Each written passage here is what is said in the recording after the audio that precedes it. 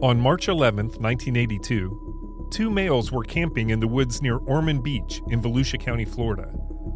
While exploring the area, they found more than broken branches and kindling to start a fire. Buried under a pile of pine needles, the campers stumbled across a set of human bones. Their discovery would launch an investigation into the identity of the remains spanning 45 years and counting. From the Florida Sheriff's Association, this is Cold Case Florida. Volusia County is home to Daytona Beach, the most famous spring break destination in the world, Daytona International Speedway, and miles of beautiful coastline between St. Augustine and the Space Coast. But just inland, in the northern part of the county, is ground zero for one of the area's most baffling cold cases. The bones were found with no other evidence around them, no clothes or personal items that would give investigators additional clues. The Volusia County Medical Examiner's Office collected several bones to be examined, which revealed no evidence to show that the person had been injured before they died. They determined that it was a man, and based on the erosion of the jawbones and remaining teeth, he was presumed to be middle-aged. There were no signs of trauma.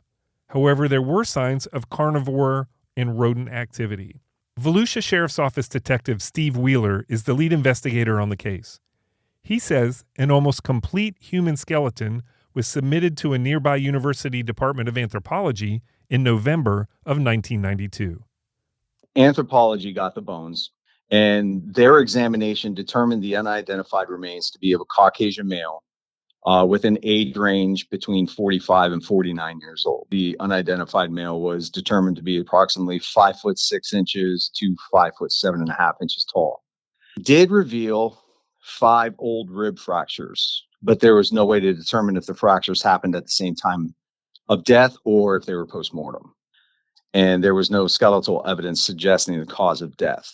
So the bones had no cartilage or had no evidence of cartilage or ligaments, which would suggest a minimum time of deposit at about a year, which is consistent with what the Volusia County Medical Examiner's Office determined. There was some bone rotting. It's possible that the minimum time could have extended out 2 to 3 years. Detective Wheeler says that even with the skull and teeth available, there was very little else to go on to determine the deceased's identity.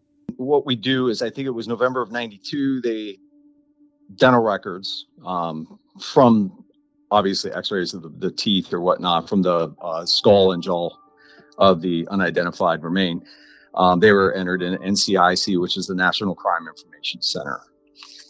So the reason that is because if they ever have like a missing persons report out there of someone who was listed as missing, and if they got actual dental records, they also enter those. And if there's a comparison, then you could actually make a positive ID through dental records. However, that's not the case. A key question in this case is there anything law enforcement can do to effectively investigate a probable murder case without knowing who the victim is? Not really. I mean, the rule of thumb is when we come my unit works active homicides. If we get to a point where we can actually look into a cold case, especially with these unidentified. So what I'm saying is if we get an actual homicide, the first thing we got to do is we got to find out who this person is, and then run with any evidence that is on the scene or comes from that scene. Now, in this specific scene, there was no physical evidence anywhere. There was no identification. There was no clothing. If there was clothing, maybe not, you'd be able to pull some foreign DNA from, but who's to say how long that clothing was out in the elements, which could wash all that away. So yes, it's very important to identify who your victim is, because then you have a starting point. Now you talk to family, you talk to friends, you find out, their lifestyle, who were they hanging with, what kind of things were they in drugs, or alcohol, whatnot, and so it's very difficult to further an investigation like this without an identification. Especially this case, because there's no evidential items there. Seemingly at a dead end, the Volusia Sheriff's Office had one more option to approach the case from a different angle. That involved including outside help from Allison Peacock, president of FHD Forensics. Well, so there were two companies I'm involved with that are involved with this case. I am a genetic genealogist and I own FHD Forensics, and that is my consulting company that does unidentified subject investigation across a wide variety of industries and uses. I work with archaeologists, I work with law enforcement, just different kinds of people that need to know who somebody is based on DNA. And then we have a nonprofit that was started because of a young couple that disappeared from Volusia County in Florida, which is where this man was found. And when I worked with those families on a case several years ago, as well as with one of the detectives in that sheriff's department, we later decided that when we had raised some money and launched a nonprofit to continue raising money, that we wanted to start in their backyard in Volusia County and fund some cases there. And that organization is called Genealogy for Justice. It's our sister organization that just focuses on raising money from the public. Peacock says that working with law enforcement to help identify crime victims was not her original intent. The company was started with much more family-friendly intentions. I actually started my company. It was called Family History Detectives back before this was something that law enforcement used. I had been doing genealogy for years, kind of as a side hobby when I worked in marketing. And so I started out helping people build out their family trees and use DNA to fill in genetic gaps in their family trees. When the Golden State Killer case became, in the national news, I immediately decided I needed to pivot to using those skills to be able to help people and to help the public. And so around that time, I think it was about 2017 or 18 is when I got into more unknown subject identifications that had a humanitarian or law enforcement bent, I guess. One of my first cases was a black market adoption case, a woman who had been adopted in a South American country and had no records of who she really was because it had all been done under the table. So doing those kinds of cases, I caught the attention of a woman that had been working for law enforcement. My company soon began focusing on law enforcement cases and specifically John and Jane Doe's. The willingness of individuals to share DNA across platforms has been key when partnering with law enforcement to help identify or find missing loved ones. Started out mostly as something that people that were adopted would use to figure out who their biological family was. And then when somebody had the genius idea of using it for law enforcement, it was because there were so many millions of people in these databases and there are only two that we could use, and that's Family Tree DNA and GEDmatch. But there's so many people that, due to their own investigations that they're doing in their family or adoption investigations, they have uploaded their DNA to try to connect with as many people as possible, even across platforms. The reason they do this is because if they test at one company, they only see that company's matches. So then they would take their data and put it over in GEDmatch or Family Tree, for instance, to match with new people to get new data points. So this created, these beautiful databases of millions of people that have their genetic samples there specifically to help people. And because these two make it very clear to their users, they have the ability to opt into law enforcement. A tremendous number of people choose to do that. And so that gives us a place to start when we have someone that matches no DNA in any NCIC or, law enforcement database. So by looking to see who they are related to, even if it's distantly, we can begin to put together the puzzle of who they are. DNA is commonly used to help solve crimes, but how, when, and why it is collected is important to understand, according to Peacock. Well, it's typically used whenever someone is arrested or a victim is found. This John Doe's DNA went into that database, and when it didn't match with anybody, he had never been arrested and didn't have a waiting family member. A lot of times nowadays they get close family members of missing persons and put their DNA in so that they get a familial match. But it's basically people that have crossed paths in some form with law enforcement, usually through committing a crime. Peacock says her involvement with the Volusia Sheriff's Office was the result of the outstanding work of Detective Wheeler and his commitment to helping with the case of a missing girl whose parents had been murdered in Texas. So I met Detective Steve Wheeler when I was involved with a case that I did in 2012 2021. In October 2021, I was working with a team of genealogists when my company was contracted out to another company. And I identified a couple, Dean and Tina Klaus, along with a coworker. And when I called, the client in Texas didn't have a detective or anybody to do any investigating once we figured out who it was. So they said, well, you call the family and talk to them and let me know if it's them. So I had to make the phone call. So when I called this woman, I immediately found out that there was a baby that should have been with her parents when the parents were murdered. And so we had a missing child case that was 40 years old that suddenly dropped in my lap. And because the couple was from Volusia County, when they moved to Texas and were murdered, the family and I went to some of the different agencies in the area, the sheriff's department and different police departments in Ormond Myrtle Beach, trying to find old records. And so, long story short, is that Detective Steve Wheeler got an email from the Attorney General's cold case unit in Texas, who had then jumped onto the case to help look for the child in order to help solve the parents' murders. And Steve, I remember talking to him, he said, I got that email and I just knew I had to help because they were trying to open records in Volusia County in order to find someone that was missing that they thought was maybe in Arizona. So they had 3 or 4 jurisdictions. And in all of this man sitting in Florida decided he had to do something. And it was through his efforts that we were finally able to uncover the records to find Holly Marie.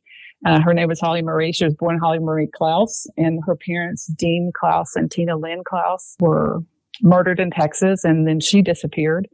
And that story has, been all over the news, and there was an ABC special about it. But meeting and crossing paths with Steve and knowing that his heart was really in this, I talked to the family once we had raised some money to help with other cases, because that was something they decided they were very passionate about. After finding out about their loved ones, they wanted to help other families. And so they started raising money and putting together a fund. So I said, I called Steve one day and said, we have this money to do some John and Jane Doe cases. Why don't we do some of yours? So he connected me with the right people. And that's how we got involved with the Sheriff's Department in Volusia County. With FHD Forensics now connected to the agency, the cold case unit sent Peacock cases for her to decide if they might be a good fit for her unique skills. So he connected me with the person that at the time, who's since retired now, but at the time was running the cold case unit. And they sent me basically a spreadsheet of the different unsolved, unidentified remains cases that they had. And what we do when we go into an agency like this and we want to pick some cases, we look at the viability of the investigation. Do they have good teeth? Do they have good bones? Were they ever underwater, or was anything ever done to them? Were there chemicals that might have contaminated it? We kind of look at the state of the evidence, and we look at what's known about the case.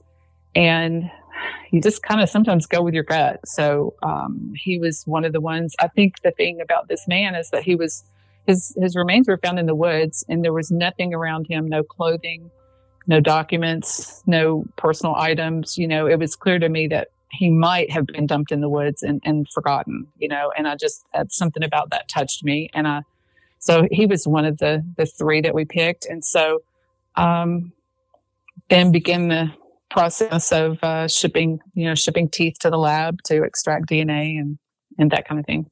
She explains how the DNA is extracted for testing. Well, it's inside the bones. And so they'll take a small piece and crush it, in order to give us more surface area to be able to get the DNA from. So, and like in a tooth, they'll drill down inside the tooth to get to the inside that's been protected from the elements, because it's usually better there. But that sometimes involves getting a small piece, smashing it up, and then running it through some chemicals to be able to extract the DNA. Peacock says they were able to get excellent results from the samples, which is not always the case. But that is where their good fortune ran out. Yeah, I think this is one of the cases that did well right from the beginning. When you're working with cases in the 70s and 80s, it's kind of a gamble. You don't really ever know what you're getting into. You don't know what's been done to the bodies, what they might have been doing in the 70s or 80s, to clean remains. So, we've had some really disappointing heartbreaks. One of the 3 cases we did for him, failed about 7 times, and we finally had to give up. But, this one just worked like a charm. It's just been on the research phase that it's been a bear. She says this case has been a real challenge, in large part because his DNA matches led them outside the border, not only of Florida, but the U.S. This case has been an exercise, a perfect exercise in very advanced research techniques. We had several things that we saw right away, and some things we didn't uncover until we were several months into it. We noticed that he had all of his matches traced to French Canada, some that came down through Massachusetts, but they originated in Quebec. And yet he didn't have any French ethnicity. Most of his ethnicity is English, Irish, and Scottish. And those people, the Scottish, English, and Irish people, obviously were very prominent in the settling of Canada. But we were seeing all these French names. And so we realized we were probably dealing with people that had, converted their surnames to fit into their community, but they might have done that 200 years ago. And so that was one of the things we noticed. The other thing we noticed is we thought we had a really good second or third cousin match. That was a pretty decent match level that we just could never find anybody else in common with him, even though we knew that the tree was correct. And so we started doing what's called reference testing. We found people that were descended from some of the same ancestors that this man was descended from, and we tested them, and we just didn't get any matches. And what we finally found out through testing some of his other family members was that he was an anomaly in his family, and his family was related to this man about 7 generations back, but for some reason, he just had a big chunk that made him look like a second or third cousin. And nobody else in his family had that chunk. And everything about the way he should have been related to his family was correct. So it was not that, mom was with the milkman. It was that he just had this odd section of DNA that he got intact, that was 6 generations back. And it happened.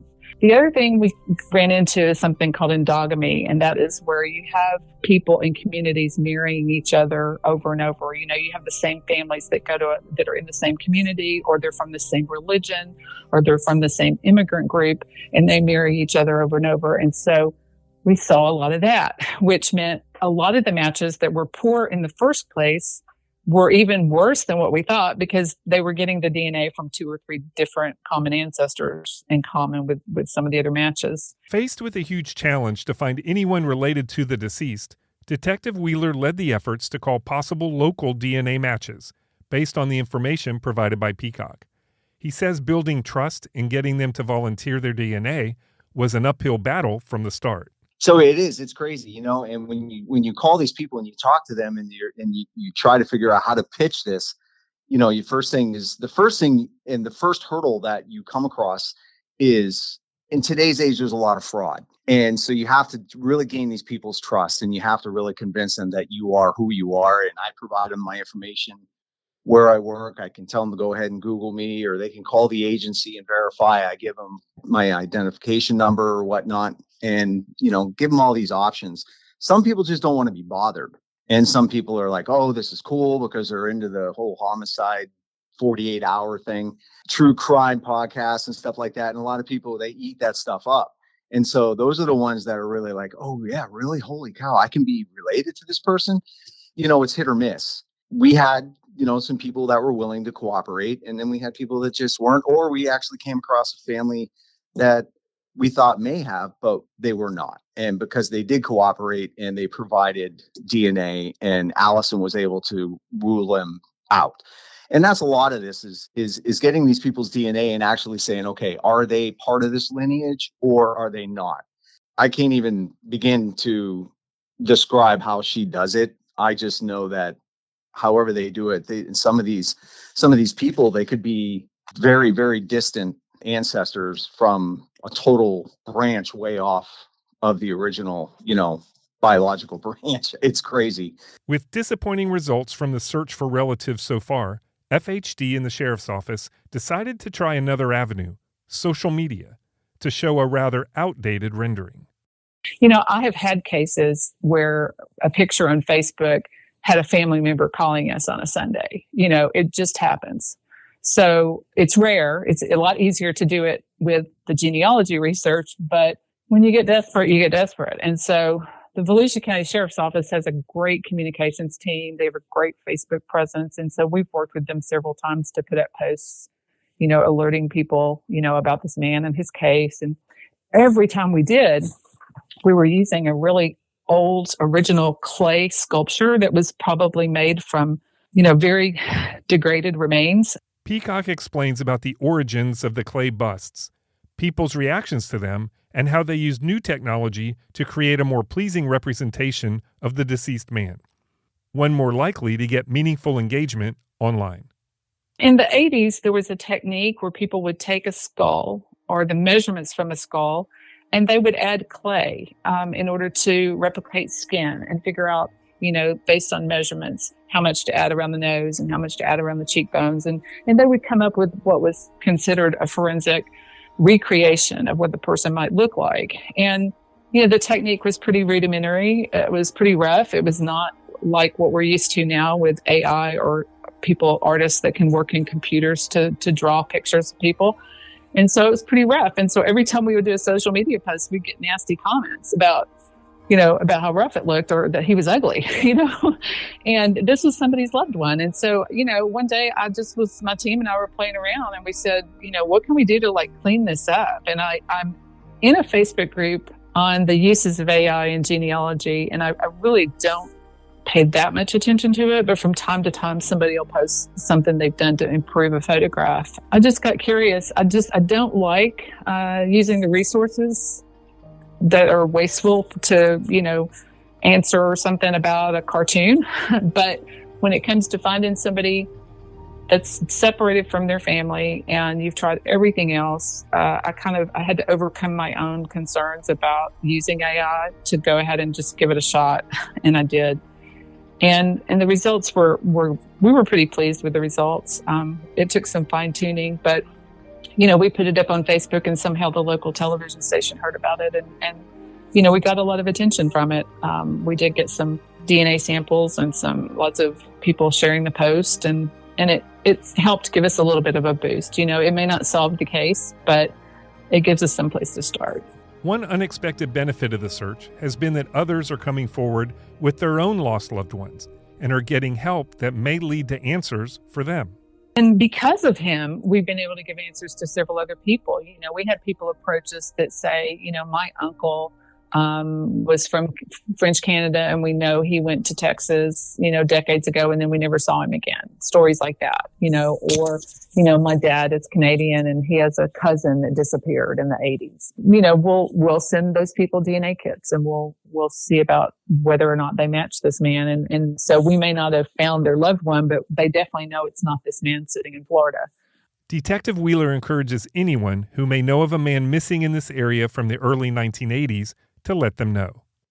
If somebody knew of somebody in this area, specifically the Volusia County or Daytona Beach or surrounding counties, that has been missing for a significant amount of time, especially around that time in March of 1982, between 45, 49 years old, 5 feet 6 inches to 5 feet 7.5 inches, Caucasian male, then, if they want to reach out and provide a name that they believe it could be because they've been missing from this area for that long, or know they traveled from somewhere else to this area in that time frame, and hasn't been heard from or seen since. It's a name, and then we can locate or try and find out who that person's family is and reach out to that family to kind of go into it deeper. He says that this case, and others like it, are important to solve because family members deserve to know as much as possible about what happened to their loved one. Somewhere out there is a family member, whether they know or not. We want to be able to provide answers and resolve anybody who has suffered or potentially, murdered. They deserve the justice. And it's also important because family members can also know that, okay, now we know what happened. And a lot of times family members, and I don't like to use the term closure, but other people do, but family members can actually have those remains and do a proper burial or whatever they choose to do. And then our investigation, we do to our fullest to try and be able to provide as many answers as we can to that family so they know. Detective Wheeler reminds us that determining the identity of the deceased man is just the first step. If they confirm his identity, they can start the actual murder investigation. He shares what that would look like. Yeah, so if someone gave forward, or if we actually got a name or a confirmation through Genealogy for Justice, the first people, we're going to find the closest relative we can and start from there. Then we have to kind of look at a timeline. We have to create a timeline when the last time this person was heard from, seen, who was the last person to speak to this person or see this person, what was this person doing during that time, and try and build a time frame from the time the body was found to the last time somebody actually physically spoke or seen this person, and try and fill in the gaps and just follow the leads. We could talk to somebody, they go, oh, well, this person was good friends with them. And then we're going to go talk to that person. And we're going to try and narrow it down as close as we can to the last time this person was seen or heard from, and find out what was going on, what this person's lifestyle was. I mean, it's difficult, but we just run the leads and we talk to a lot of people. If you know something about this case, Detective Wheeler encourages you to contact Crime Stoppers of Northeast Florida if you want to remain anonymous, or contact the sheriff's office directly. They can call the sheriff's office, Volusia Sheriff's Office, or they can send me an email at swheeler, that's SWHEELER, at volusiasheriff.gov. It doesn't matter how small or insignificant people may think information is. Sometimes it is the smallest piece of evidence that can break a case wide open. Cold Case Florida is a production of the Florida Sheriff's Association, the largest association of its kind in the United States, with more than 100,000 members. Each episode of the podcast highlights an unsolved case from one of Florida's 67 sheriff's offices. Thank you to the participating sheriffs and their teams for assistance in the production of this podcast. If you would like to learn more about the Florida Sheriff's Association or become a member, visit flsheriffs.org today.